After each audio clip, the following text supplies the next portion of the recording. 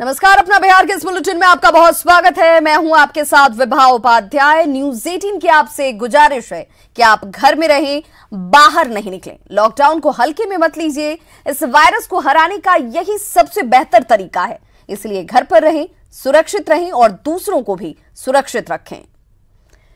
तो आपको सबसे पहले ये जानना चाहिए कि देश भर में कोरोना को लेकर अब तक क्या कुछ अपडेट है। तो देश में कोरोना से अब तक 934 लोगों की मौत हो चुकी है। पिछले 24 घंटे की बात करें तो 62 लोगों की मौत हुई है। कोरोना के कुल मामले अब 29,435 हो चुके हैं। पिछले 24 घंटे में 1,543 नए मामले सामने आए हैं। अभी तक 6,869 लोग इस संक्रमण के बावजूद ठीक हुए हैं। बिहार में आज 15 नए मामले सामने आ चुके हैं और इस तरीके से कोरोना मरीजों की संख्या बिहार में 361 पहुंच गई है। गोपालगंज में 6 कोरोना पॉजिटिव आज मिले हैं। वहीं झारखंड में कोरोना पॉजिटिव मामलों की संख्या 104 हो गई है और 24 घंटे में 21 नए मामले झारखंड में कोरोना पॉजिटिव के सामने आ चुके हैं। बिहार में 15 और कोरोना पॉजिटिव मरीज मिले हैं। आपको बताते चलें कि ये आंकड़ा बढ़ता हुआ बिहार में और 15 और कोरोना पॉजिटिव मरीज जिनके सामने आने के बाद परेशानी और बढ़ती हुई 361 तक कोरोना पॉजिटिव मरीजों की संख्या बिहार में पहुंच गई है। गोपालगंज के 6 मरीज कोरोना पॉजिटिव आज पाए गए हैं। वहीं कैमूर की बात करें तो 4 मरीजों में कोरोना की पुष्टि हुई है और सारण के 2 मरीज कोरोना पॉजिटिव आए हैं।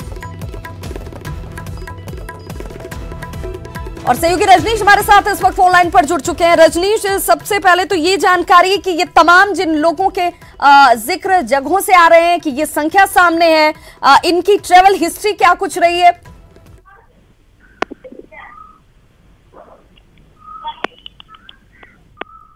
रजनीश, आप तक हमारी आवाज पहुंच पा रही है?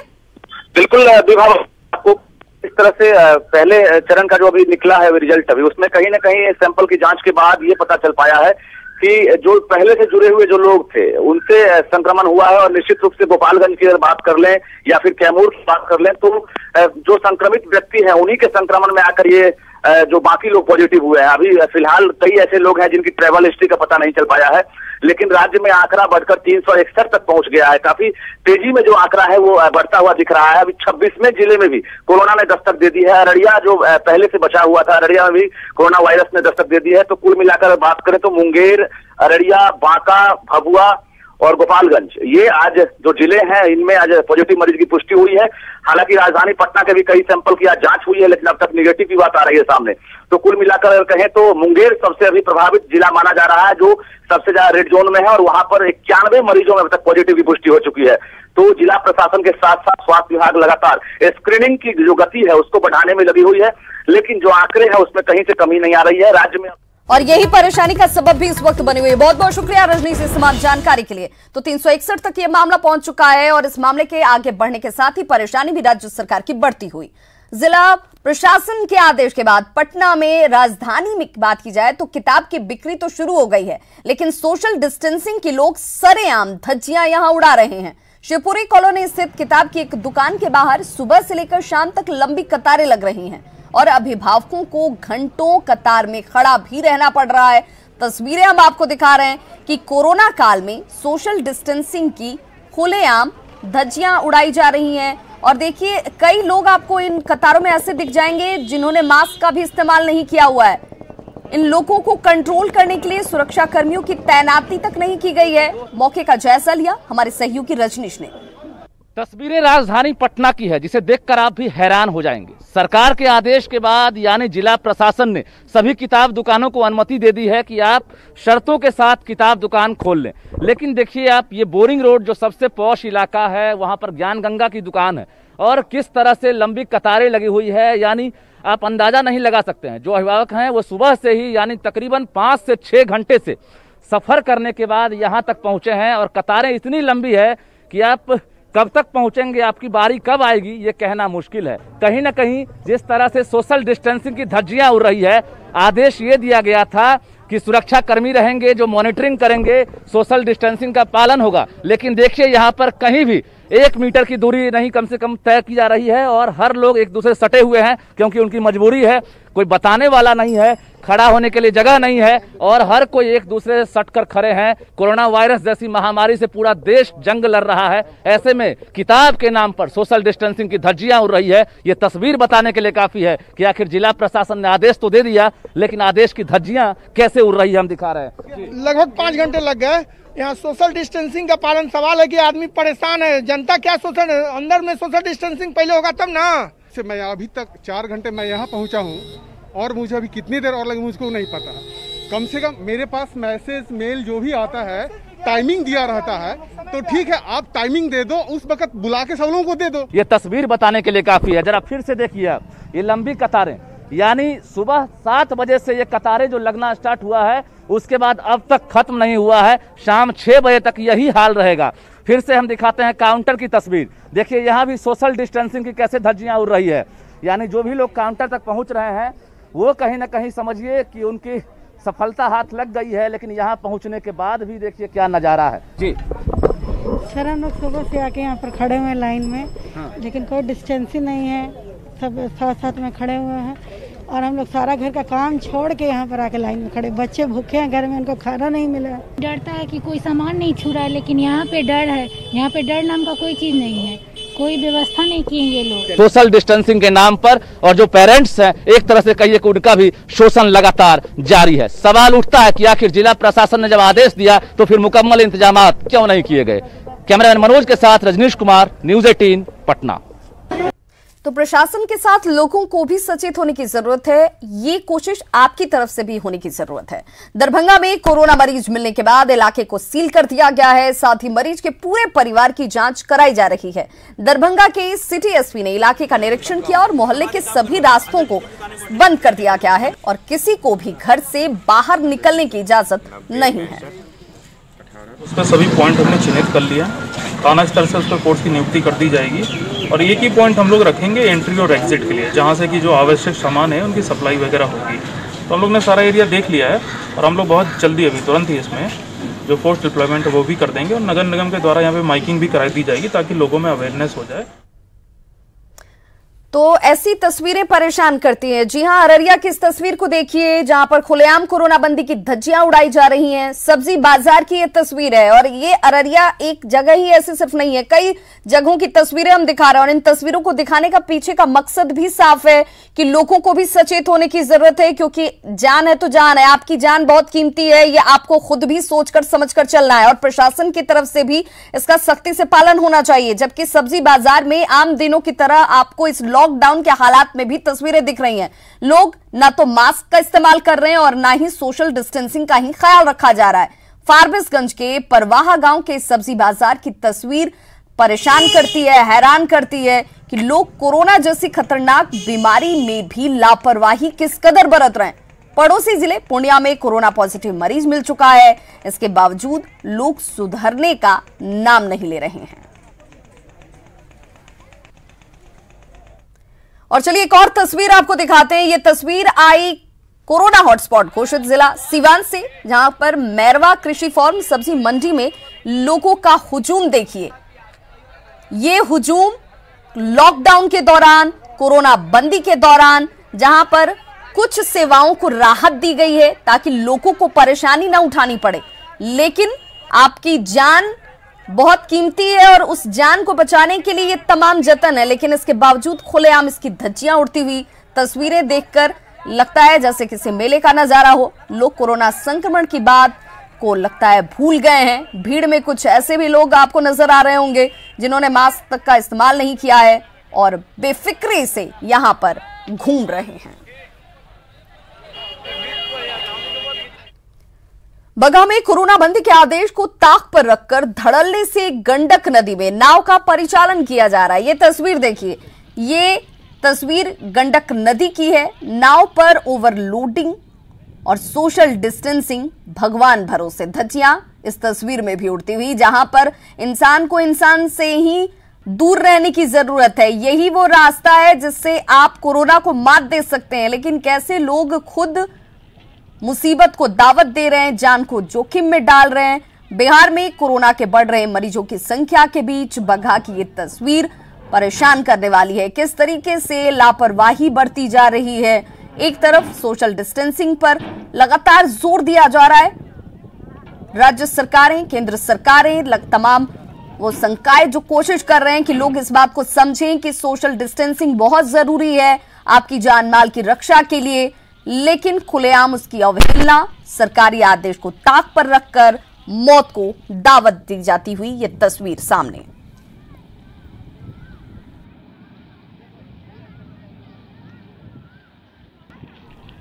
पूर्णिया और सीमांचल में कोरोना पॉजिटिव मरीज मिलने के बाद जिला प्रशासन पूरी तरह से अलर्ट हो गया है। कोरोना पॉजिटिव मरीज के घर रामबाग को पूरी तरह से फिलहाल सील किया गया है। खुशकीबाग बाजार को एहतियातन बंद कर दिया गया है। इलाके में पुलिस की टीम मौजूद है, सैनिटाइजेशन का काम चल रहा है। तस्वीरें आपके सामने हैं ताकि आप सुरक्षित रह सके। और इसी बीच राहत की खबर ये कि मरीज के भाई जिसके रिपोर्ट को भेजा गया था जांच के लिए, वो रिपोर्ट सामने आई और उसमें वो नेगेटिव पाया गया है।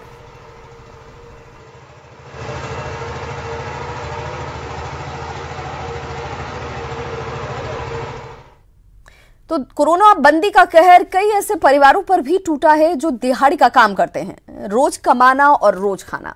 पटना में पंजाब और राजस्थान से आए कई परिवार भी फंसे हुए हैं और इन्हें अपने परिजनों की चिंता सता रही है। ऐसे ही कई लोगों की सेहत भी खराब है, लिहाजा ऐसे लोग अपने घर जाने की गुहार सरकार से लगा रहे हैं। हमारे संवाददाता संजय कुमार ने कुछ ऐसे ही लोगों से बात की। राजधानी पटना में सैकड़ों पंजाब और राजस्थान के परिवार ऐसे हैं जो फेरी लगाते हैं, यानी रोज कमाते रोज खाते हैं। लेकिन कोरोनाबंदी के इस दौर में इनके लिए तमाम मुसीबतें और दुश्वारियां सामने आ गई हैं। एक तरफ जहां रोजी रोटी छीन गई है, वहीं खाने को लाले पड़ गए हैं। एक तरफ घर वालों का दर्द भी सता रहा है, चूँकि कई दिनों से मिल नहीं पाए हैं, तो जाहिर सी बात है ये परेशानी इनके ऊपर भारी पड़ती दिख रही है। फिलहाल ऐसे लोग हमारे साथ मौजूद हैं और इनकी क्या दर्द है। देखिए, एक महिला है जो शायद अपने घर वालों को याद कर रो रही हैं और वाकई में ये तस्वीर जो है, ये तस्वीर बहुत सीरियस है। ये तस्वीर जो है वाकई में दहलाने वाली है। और कोशिश क्या हुआ क्या हो गया?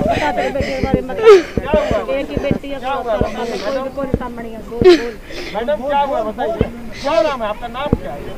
मेरा नाम रज्जो देवी है। कहाँ की रहने वाली? मैं पंजाब जीरा की हूँ, जिला फिरोजपुर में। और क्या हो गया साथ?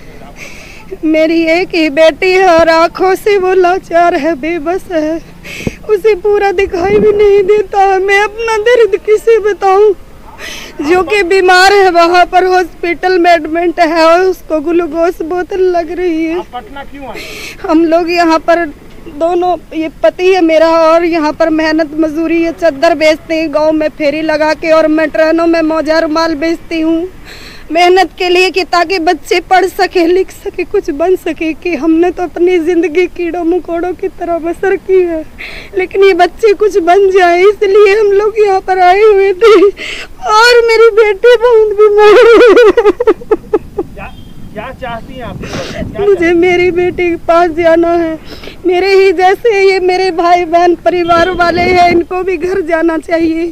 हमको घर जाना, हम पंजाब बठिंडा से हैं, हमको घर जाना, बहुत ज़्यादा मजबूर है, भूख प्यास से परेशान। उधर बच्चे हैं, वहाँ भी हमारा कोई खाने को माने वाला नहीं है। बिहार मजदूरी करने के लिए आए हुए थे, बहुत साल से आते हैं जाते हैं, लेकिन हमको ये लॉकडाउन का पता नहीं लगा था कि इतना खतरनाक लॉकडाउन लगे। हम यही चाहते हैं हमको घर भेजा जाए। हमारे यहाँ जोड़ के विनती है नीतीश कुमार से।